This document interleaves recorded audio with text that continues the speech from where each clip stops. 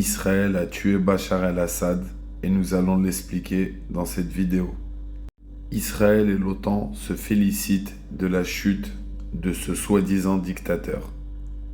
Dimanche à 1h59, le vol IL-76YKATA, où se trouve Bachar el-Assad, prend son envol. Il se dirige vers la base militaire de l'attaqué où se trouvent les Russes en Syrie. Il atteint une altitude de 6675 pieds. Il est dans une zone contrôlée par le régime syrien et il passe à côté de Homs, qui est soi-disant contrôlé par les rebelles. Puis d'un coup, il ralentit fortement. Il commence sa descente très vite et il touche le sol à 2h25 avec une trajectoire super bizarre. On voit clairement que le pilote essaie de rattraper l'avion, mais qu'il n'y arrive pas. Ou possible aussi qu'en même temps, il essaye de fuir quelque chose. Avec le système de source de chaleur de la NASA, à 2h25, on voit une forte source de chaleur, ce qui confirme qu'il a pris feu à son atterrissage ou qu'il s'est écrasé. Cela confirme surtout qu'il n'a pas explosé en plein vol. Et ça, c'est un point important qu'on va développer tout de suite.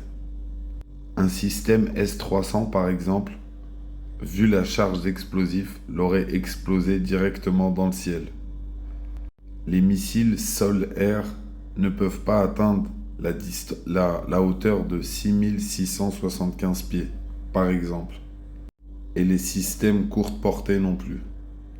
Et comme beaucoup d'experts l'ont dit, ça ne peut être qu'une interception aérienne avec un missile tiré d'un avion de chasse. Et à part les Russes, les seuls qui ont des avions de chasse dans cette région tout proche et qui peuvent arriver en quelques minutes sont Israël, qu'ils ont été félicités et remerciés d'ailleurs par le chef des rebelles, le chef de Daesh, de la CIA et tout ça quoi. Voilà. Et à qui profite le crime dans cette région? Je rappelle que Israël a annexé la région du Golan. Et Al-Joulani, qui remercie Israël, je rappelle que c'était un bras droit de Al-Baghdadi.